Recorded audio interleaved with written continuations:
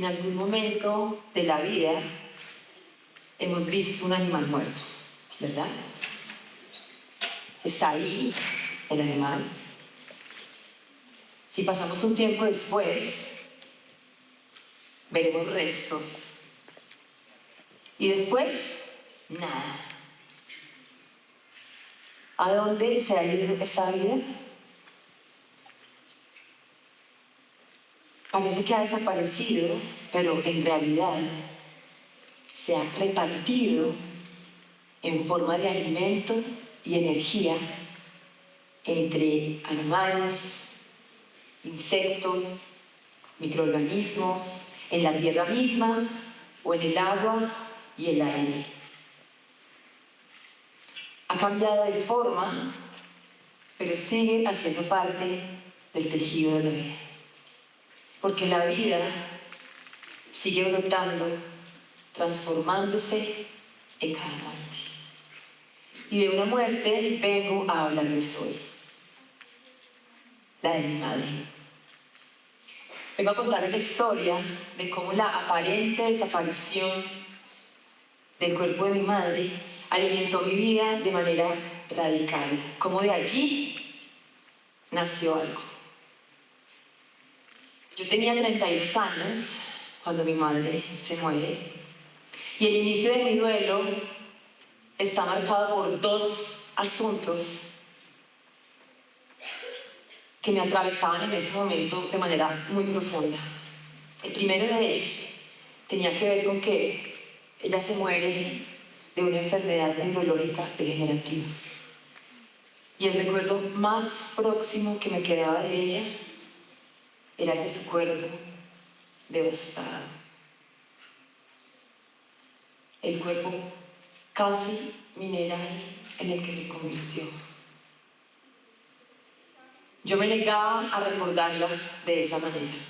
Me parecía injusto que sus últimos 3 años de vida eclipsaran los otros 57 en los que ella había sido una mujer sana y vital. Así que me propuse reconfigurar su recuerdo para recuperarla.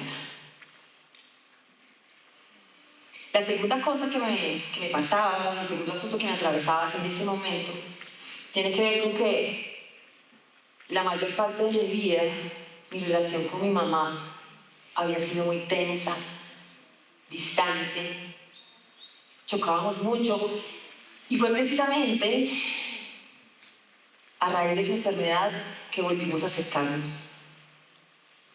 Solo que este momento duró muy poco, porque la enfermedad se la tragó con una rapidez que no vimos venir.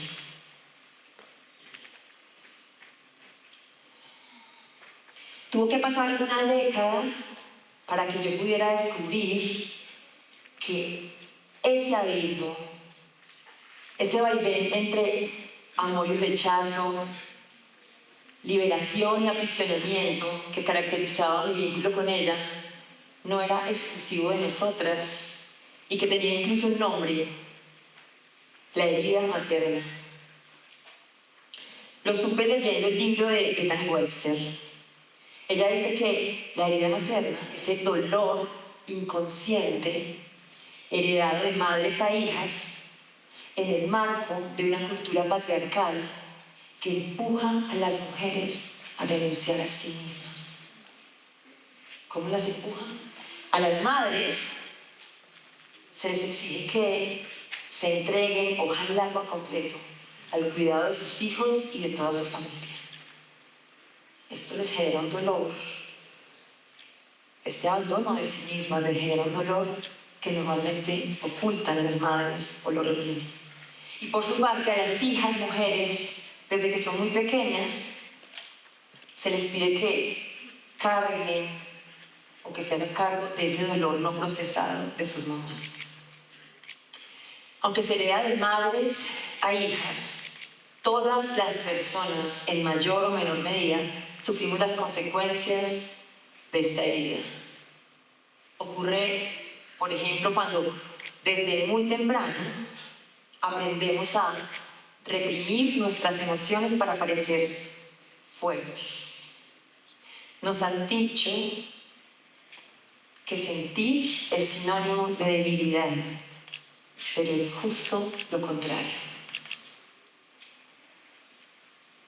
Y al renunciar a la capacidad humana que tenemos de sentir emociones y de atravesarlas desde el inicio hasta el final, para tomar el aprendizaje que nos llega con ellas, al hacer eso, estamos renunciando también al poder que nos trae la madurez emocional.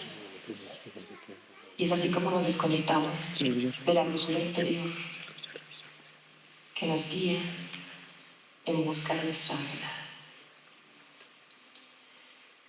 Pero volviendo a la historia de mi madre, ¿cómo fue que yo reconfiguré su recuerdo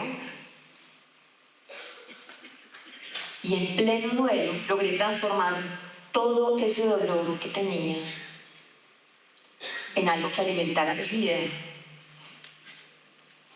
Escribiendo.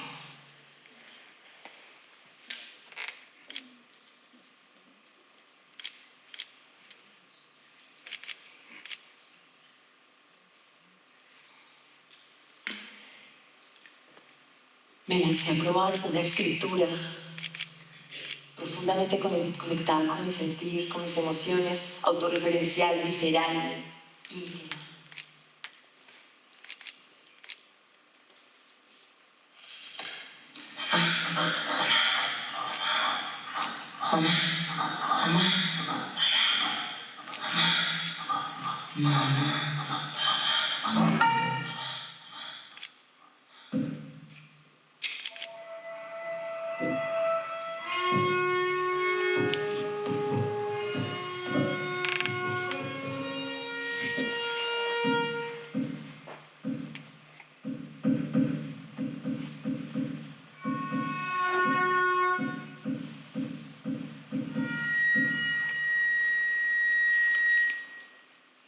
En esa escritura me atreví a mezclar sin ningún tipo de pudor recursos literarios con lenguajes artísticos.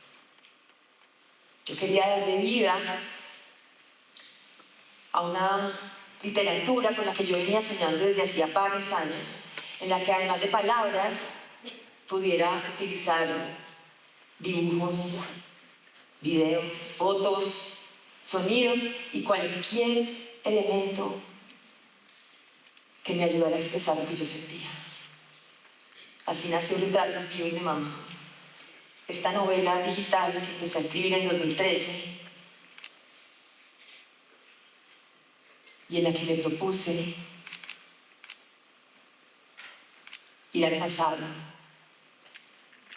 para buscar a la mujer que había sido mi mamá antes de ser mamá. Yo no tenía ni idea de la aventura en la que me estaba embarcando en ese momento, ni mucho menos de todo el tiempo que me iba a tomar llevarla a cabo. Lo cierto es que mientras avanzaba este experimento literario, en el cuarto oscuro de mi vida se revelaba mi propia historia personal y familiar. Y mientras mi novela crecía, lo hacía también yo. Me reconcilié con mi madre.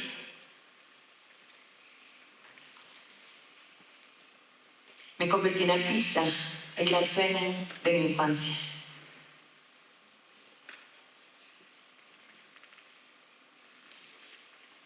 Corté de raíz las relaciones que me estaban marchitando. Y Retratos Vivos de Mamá me abrió camino como una de las voces femeninas de la literatura digital colombiana y latinoamericana. Y justo cuando esta particular novela digital, cuando este libro particular cumplió 10 años, me empezó a pedir cuerpo y espacio. Esta obra quería crecer más. Y entonces, en esta maleta y en esta caja,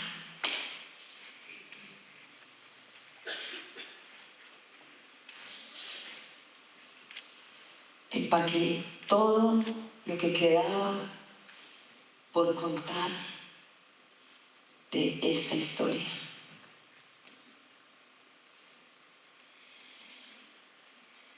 Y salté de las pantallas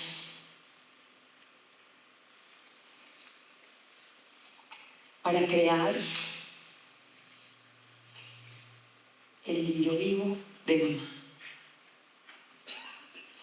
Han pasado solo 3 años desde ese momento, desde que salté de las pantallas. Puede parecer mucho, pero al lado de los otros 10 que llevaba en la aventura, pues son más bien pocos.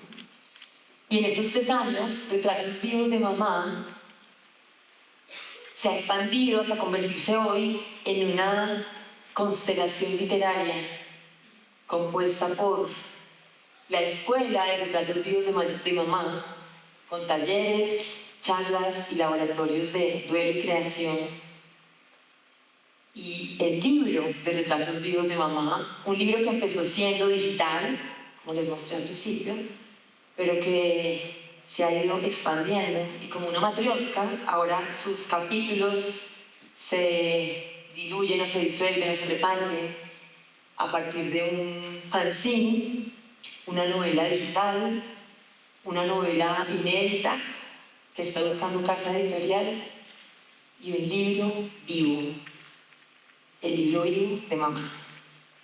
¿Pero qué es el libro vivo de mamá? Preguntarán ustedes. Bueno, es una experiencia literaria que me inventé para acortar la distancia que había entre la autora y su público lector. Y creé entonces un ritual escénico en el que utilizo mi cuerpo, mi voz, mis gestos y estos objetos que están aquí para revelar algunos asuntos y secretos familiares y cerrar en escena mi duelo.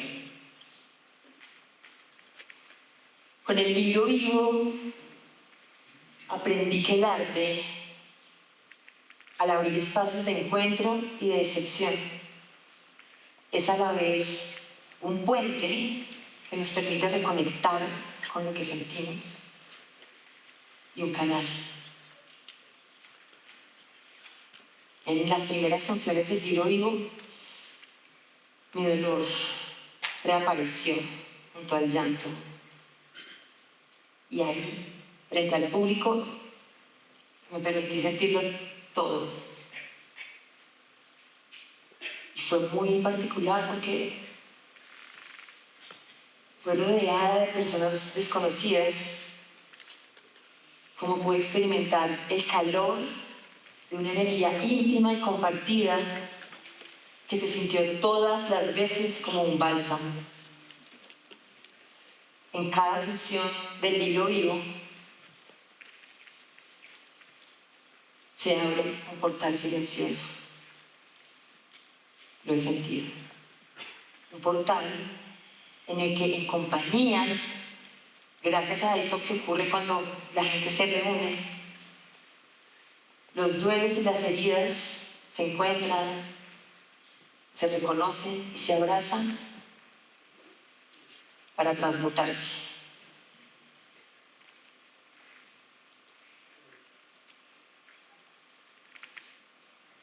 Todo lo que en mí se transformó a partir de la muerte de mi madre se ha convertido ahora en alimento para otras personas, gracias al arte.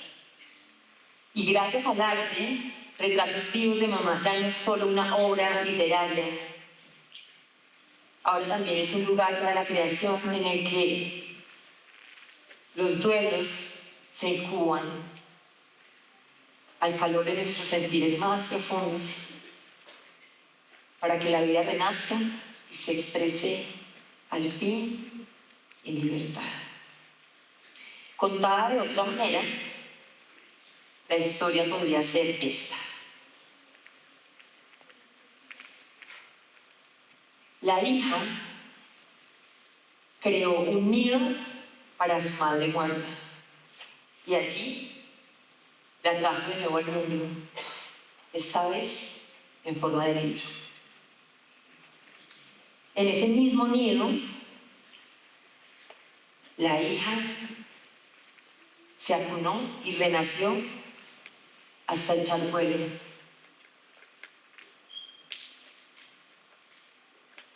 Sus alas, hechas de palabras animadas, la han traído hoy hasta acá.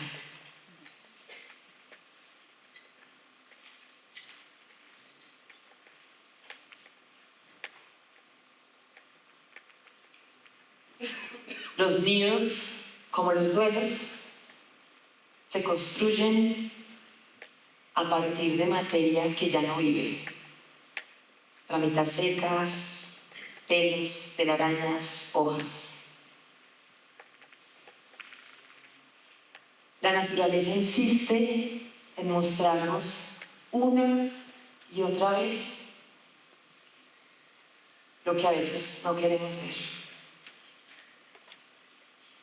Que de la muerte siempre pueden hacer algo.